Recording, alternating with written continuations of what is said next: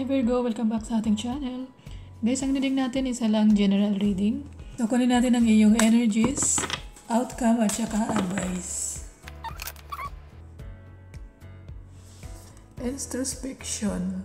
Para sa iba sa inyo, so ito naman po ay para sa sarili natin, para makapag-move forward na tayo. Alamin ang sarili. So, alamin po kung nasaan tayo, kung nasa tamang direction ba tayo ng buhay. Ito rin cosmic flow. Ito naman ay pagsunod sa agos ng buhay. Kung hindi po tayo naka-align, sinasabi dito ay kung nasaan ka ngayon sa buhay mo, ang pagsunod sa agos ng, kumbaga, let go mo sila. Pwedeng may tao ka po na hindi ma-let go. So, hindi ka makasunod sa agos ng iyong buhay. Release. Mga bagay, tao, business na hindi na po nakakatulong sa'yo. Release the old na welcome the new. Virgo, tingnan naman natin ang iyong challenges. Ace of Pentacles, the Empress, Four of Wands, Nine of Pentacles in reverse, Nine of Cups, the Magician. So, ayusin ko lang. Bottom of the deck, Hierophant, Taurus energy. Guys, pwedeng asawa mo to pero iba ang belief niya. So, para lang naman sa iba sa inyo. Pwedeng kasal kayo ng hindi. Pwedeng mataas ang katungkulan niya sa isang religious. Naka-reverse si Chariot. Yung iba sa inyo guys, medyo hindi tayo nasa tamang direction. Isang kayong mother figure. So mapagmahal, lahat po nasa sa inyo na. Pwedeng magician kayo. Either ikaw or the other person. Kung meron kayong goals, kung ano man yan, trabaho man yan, business na kung gusto mo magkaroon. Ito ay sinasabi na ang pag-take action. Pwede ito sa marriage at saka singles. The Magician is take action. Madali na daw po makuha kasi mayroon na daw po kayong ideya. So yan ang pahiwatig sa inyo. So Virgo, meron si Nine of Pentacles kasi naka-reverse. Para sa iba sa inyo, may konting financial issues.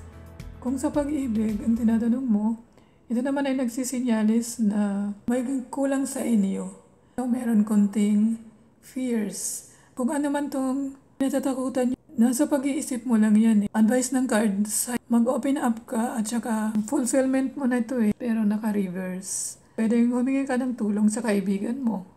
Kung sino man yung malapit sa'yo. In the future, pwedeng may celebration, party, or birthday. At saka, pero guys, dalawang 9 ka Siguro may nag-ending kasi 9-9. Ending na yan So, kayo na lang po ang umalam. Ito naman si Nine of Cups, ang wish granted nyo guys. So, si Magician at saka si Nine of Cups, wish fulfillment nyo. So, kung ano man yan, minamanifest mo. Kung sa relasyon din naman, marriage po kayo, magiging closer kayo uli ng partner mo. Kung single ka rin naman, ito ay ang meron kang magkikilalang na si the one na talaga. Ace of Pentacles. Ito naman ay kung single ka, hawak mo na to Meron kayong tinatanim. Maliit pa lang.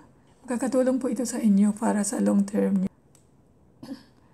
Sa relasyon naman, kung single ka, ina-advise ng card na maging practical ka. Meron kasing bagong relasyon na yun talagang mag-grow na para sa'yo. Long term relationship na po ito. Marriage card. Ito ay stability. At saka, pwede na kayong mag-take risk ng partner mo or mag-explore. Tingnan pa natin. Exchanging gifts. Ito naman ay giving and receiving. Kung anong ginawa natin, yun din kang babalik sa atin. So, ito ay maaaring may mga regalo kayong matatanggap galing sa kaibigan, sa boss mo, or galing sa mga taong nagmamahal sa'yo. Kung sa relasyon din naman, be open daw your heart. Ay bagong opportunities na paparating sa'yo. So, a change in the wind ay meron daw mababago sa ihip ng hangin. Ito ay nagpapahiwatig na kung may pinagdadaanan ka daw ngayon, ay temporary lang naman. So, pwede mo na daw yun i-release. Makiklear din naman daw yung hangin. Kasi, so, meron daw pong mababago sa inyo. Building blocks. Minimisahe sa'yo na a beautiful work in progress or a strong foundation. Ikaw ay naging matatag na ngayon. Know that you are attracting new relationship into your life. So meron na doon kayong strong foundation o kumbaga naging matatag kayong dalawa. Ang ganda, diba? Affirmation para sa'yo.